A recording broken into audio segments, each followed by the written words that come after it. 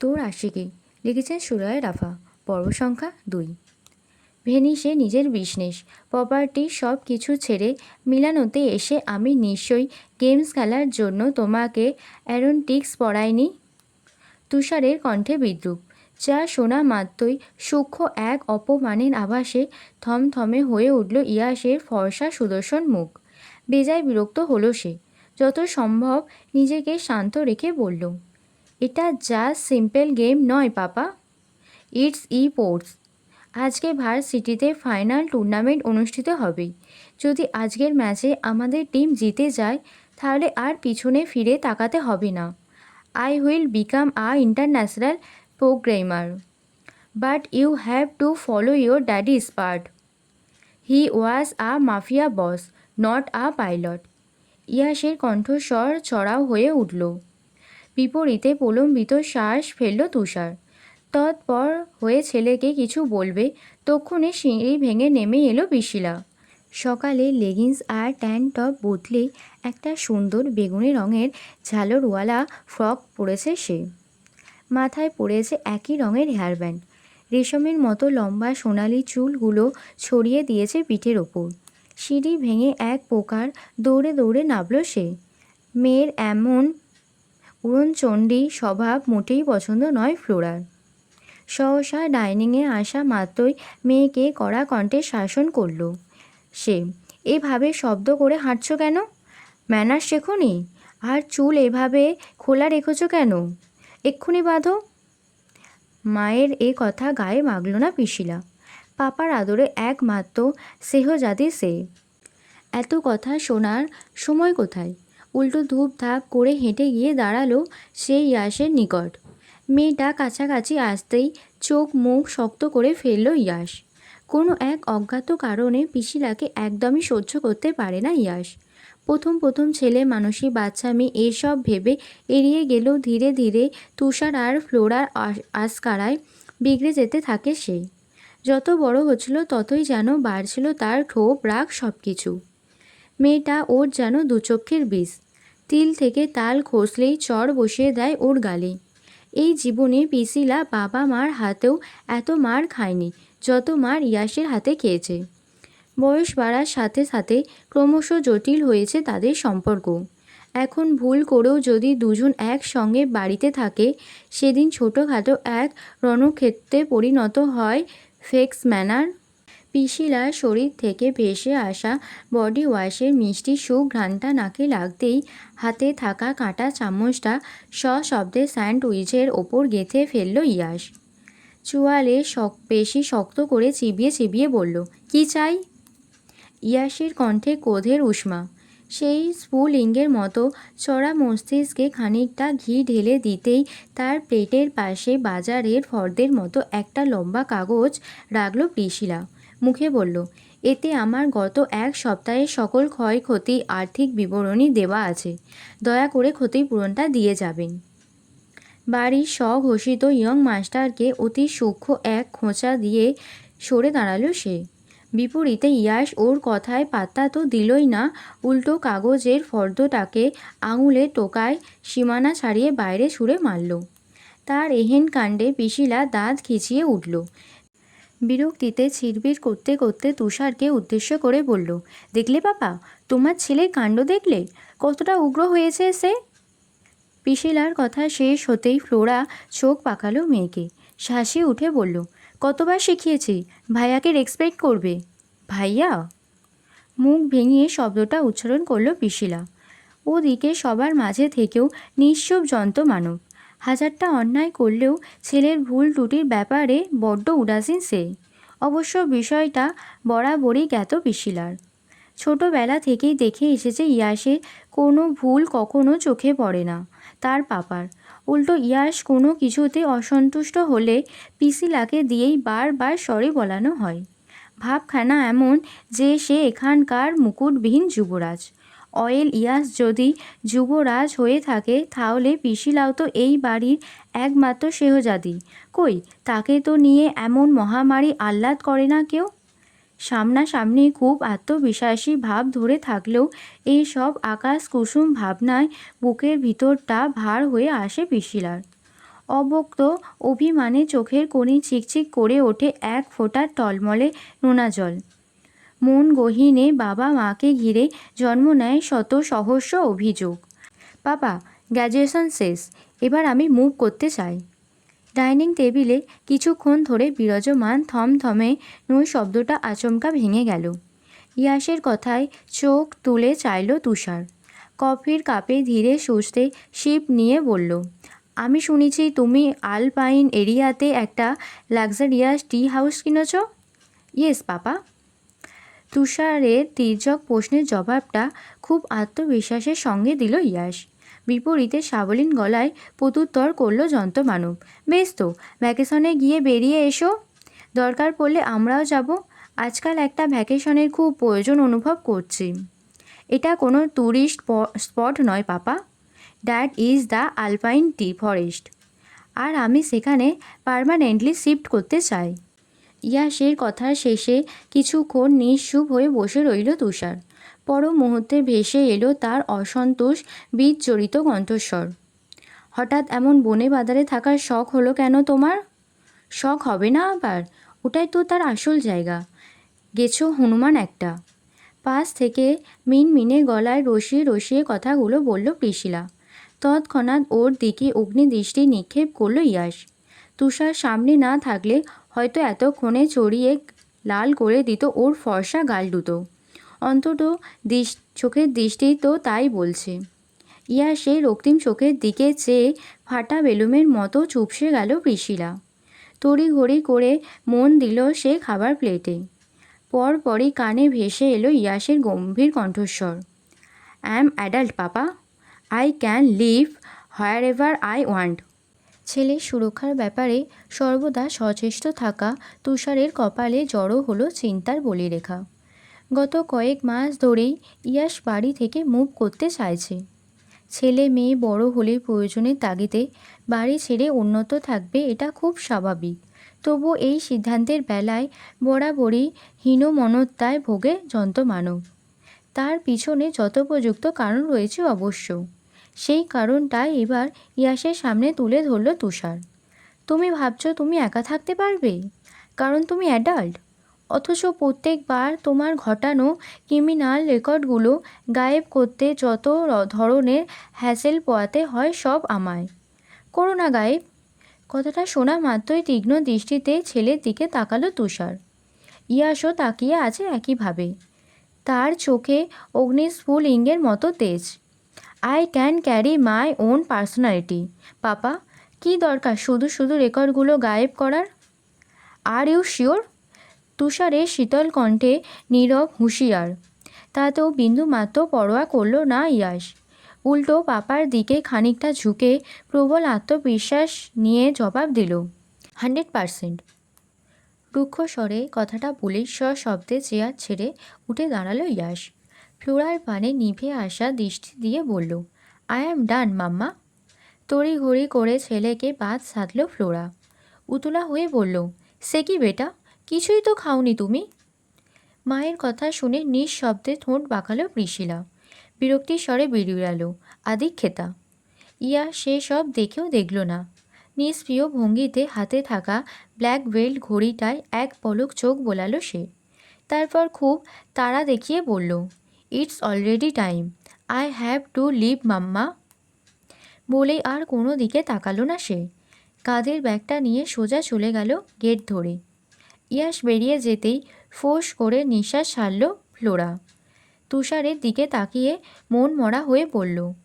পিরিসের জন্যই বোধহয় বাড়ি থেকে চলে যেতে চায় ছেলেটা। এখন কি করা যায় বলো তো?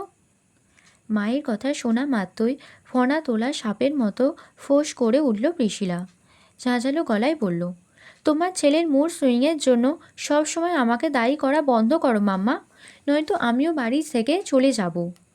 রেগে মেগে হয়তো মাকে আরও কিছু বলতো পিশিলা। তার আগেই ওকে থামিয়ে দিল তুষার। প্রসন্ন গলায় বলল, মায়ের সঙ্গে এভাবে কথা বলে না, সি ইজ মাই ফরওয়ার লাভ। পাপা নিষেধাজ্ঞায় কিছুটা সংযত হলো প্রিশিলা। অভিমানে ঠোঁট ফুলে আছে তার, নাকের ডগা টকটকে লাল। মেয়ের অভিমানী মুখের দিকে চেয়ে প্রলম্বিত শ্বাস ফেলল তুষার। এমনিতে খুব একটা হাসে না সে, তবে তার আদরের শেহজাদির বেলায় সদা হাস্যোজ্জ্বল তার মুখ। এবারও তার ব্যতিক্রম হলো না। মেয়েকে উদ্দেশ্য করে একটা আদর মাখা হাসির উপহার দিল সে। দু চোখের তারায় পৃথিবীর সবটুকু আহ্লাদ নিয়ে বলল, you are right princess, Prissy is always right. তাহলে ইয়াস কেন সবসময় এমন করে আমার সঙ্গে? বাবার আদর মাখা সম্বন্ধনে মেকি আত্মবিশ্বাসের দেয়ালটা ঝড়ঝরিয়ে ভেঙে গেল পিসিলার। অভিমানে এবার কেঁদেই ফেলল মেয়েটা। ইয়াসের প্রসঙ্গ আসতেই ফের গম্ভীর হয়ে গেল তুষারের মুখ। ছেলের ব্যাপারটা সম্পূর্ণ এড়িয়ে গিয়ে তরল গলায় মেয়েকে বলল, আজ কলেজ থেকে তাড়াতাড়ি ফিরবে প্রিন্সেস, রুহান তোমাকে পিক করবে। কিন্তু আজকে কি আছে, স্পেশাল কিছু নাকি? প্রশ্নটা করতে গিয়ে পিসিলার চোখে মুখে উচ্ছ্বাসের ঢেউ খেলে গেল। তুষার আর কিছুই বলল না। প্রশ্নের জবাবটা ফ্লোরায় দিল তাকে। তোমার পাপার আমেরিকান ক্লায়েন্ট মি হেনরি এবং তার ছেলে রিকার্ডো মিলানে এসেছেন। আজ সন্ধ্যায় আমাদের বাড়িতে ভিজিট করতে আসবেন ওনারা। ওই জন্য ছোটোখাটো একটা প্রোগ্রামের আয়োজন করা হয়েছে। মায়ের কথার বিপরীতে পিসিলা একটু অপ্রসন্ন গলায় বলল, ওনারা আসবেন ভালো কথা, কিন্তু আমাকে কেন থাকতে বলছো? Of course you have to cooperate them. পাপার কথায় পিসিলার খুশিতে আত্মহারা চেহারাখানি মুহূর্তেই ফ্যাকাশে বর্ণ ধারণ করল। আষাঢ়ের মতো আধার ঘনালো দু চোখে। মায়ের পানে অবিশ্বাস্য দৃষ্টিপাত করে বলল, মাম্মা আবারও? মেয়েকে আশ্বস্ত করে ফ্লোরা বেশ নমনীয় গলায় বলল, অনেক দিন ধরেই তো কথা চলছে।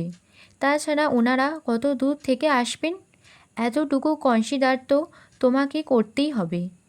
কোনো কিছু হওয়া আর না হওয়াটা তো পরের ব্যাপার।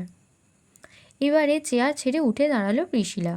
ফর্সা গোলাপ তুলে গালের ওপর মুক্তদানার মতো টুপ টুপ গড়িয়ে পড়ছে অশ্রুজল। সেটুকু হাতের পিঠে মুছতে মুছতেই বাইরের দিকে পা বাড়ালো মেয়েটা। যেতে যেতে মা বাবাকে শুনিয়ে স্বগতোক্তি করল সে, it's all about Yash Yuvan. শুধুমাত্র ইয়াশের জন্যই আমাকে এত দূরে পাঠিয়ে দিতে চাও তোমরা?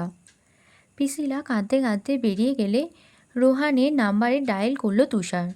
ওপাশ থেকেই কল রিসিভ করতেই ধ্বনিত হলো তার রাশভারী কণ্ঠের আদেশ, my princess is on her way, always keep her safe. ওদিকে মেয়ের যাওয়ার পানে এক দৃষ্টিতে তাকিয়ে থাকতে থাকতে তপ্ত জলে ভরে উঠল ফ্লোরার চোখের কোটর। অতর্কিতে ফুঁপিয়ে উঠল সে।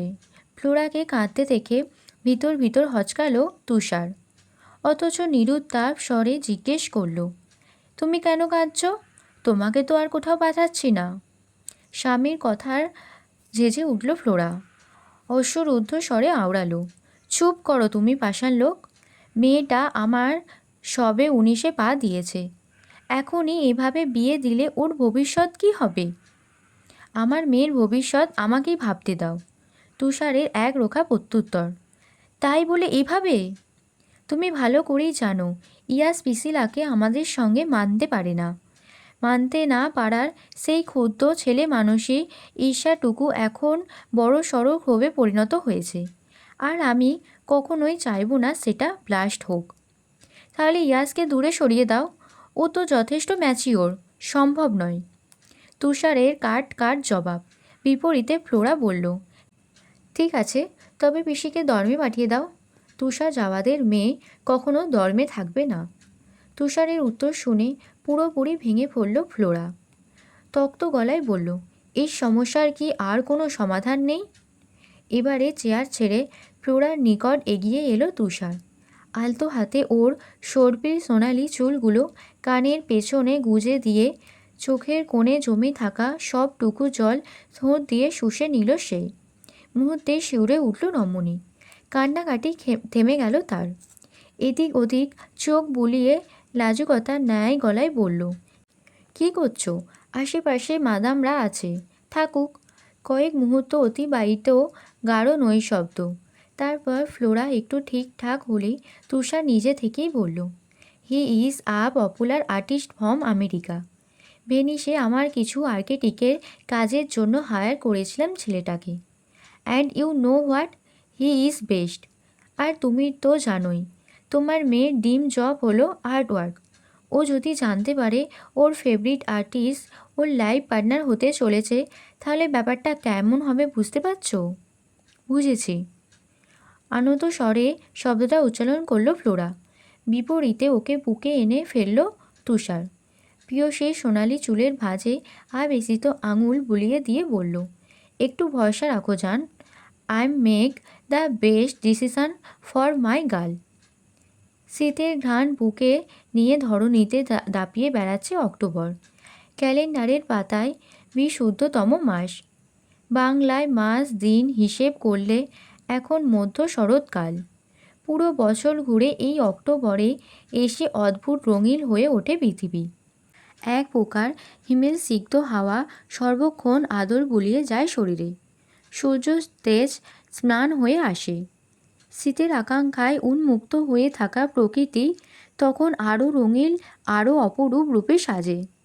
প্রকৃতির অম্লান রূপে বিভোর হয়ে কলেজের ক্যাম্পাস ধরে নিঃশব্দে হাঁটছিল পিশিলা। পায়ের তলায় কোমল গালিচার মতো বিছিয়ে আছে লাল, কমলা আর হলুদ রঙের শুকনো ম্যাপল পাতার বহর। ঈশ্বর প্রদত্ত এই অপরূপ সুন্দর চিত্তকর্মকে পায়ে মারাতে বড্ড কষ্ট হচ্ছিল তার। তাই তো ক্লাসের সময় শেষ হয়ে যাওয়া সত্ত্বেও পা টিপে টিপে অতি সন্তর্পণে এগুচ্ছে সে। পিসিলা শৈল্পিক মনের মানুষ। শিল্পের অবমাননা সে কখনোই করে না, হোক তা মানুষের কিংবা ঈশ্বরের। ঠিক তখনই পিছন থেকে কারোর ছুটে আসার শব্দে বিভ্রম কেটে গেল পিশিলার। সংবিদ ফিরে পেতেই ঘাড় ঘুরিয়ে দেখল সমবয়সী একটা অচেনা কোকড়ানো চুলের শ্যাম বর্ণ মেয়ে কাঁধে ব্যাগ ঝুলিয়ে হন্তদন্ত হয়ে ছুটে আসছে ওর দিকে। পিসিলা থেমে যেতেই হাত নাড়িয়ে ইশারা করল মেয়েটা, হাই ডিয়ার। এবারে পুরোপুরি ঘুরে দাঁড়ালো পিসিলা। স্পষ্ট ইংরাজিতে এক সেন্টে বলল, হাই।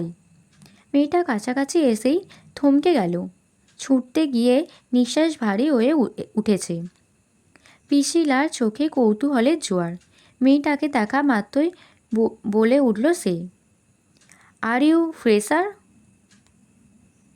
পিসিলার মুখোমুখি দাঁড়িয়ে হাঁপাতে হাঁপাতে জোরে জোরে মাথা নাড়ালো সেই ভিনদেশি আগন্তুক। এক গাল হেসে জবাব দিল, hello, I am Nova from zoology department. Last উইকে এই কলেজে ট্রান্সফার হয়েছি। And you, are you Spanish? নোভার প্রশ্নে উল্টে প্রশ্ন করে বসল পিসিলা।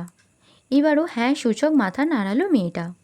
বিপরীতে এক চিলটে তরল হাসি ফেরত দিল পিসিলা। সেই হাসির ঢেউয়ে ফর্সা গালের মধ্যিখানে মিষ্টি দুটো টোল উদয় হলো তার, যার সৌন্দর্যে বিমুগ্ধ হয়ে আনমনেই একটা মন্ত্রমুগ্ধকর শব্দ ছিটকে বেরিয়ে এলো নোভার মুখ থেকে, wow. Myself Priscilla, Priscilla Jawad, from fine arts. এতক্ষণে নিজের সম্বন্ধে মুখ খুলল পিসিলা। নোভা হেসে বলল, are you Russian? No, I am not. তাহলে? এবার দুজনেই পায়ে পা মিলিয়ে ক্যাম্পাস ধরে মূল ভবনের দিকে এগিয়ে যেতে লাগলো। হাঁটতে হাঁটতেই উদাসীন গলায় বলতে লাগলো Priscilla, actually I am a mixed baby. আমার বাবারও same condition. Dad from Russia আর মম বাংলাদেশ। আর আমার মম রাশিয়ান আর papa was mixed. That's why I am mixed. পিসিলার জন্ম ইতিহাস শুনে না হেসে পারল না নোভা। প্রশংস গলায় বলল, সো ইন্টারেস্টিং। এই জন্যই তুমি এত অদ্ভুত সুন্দর।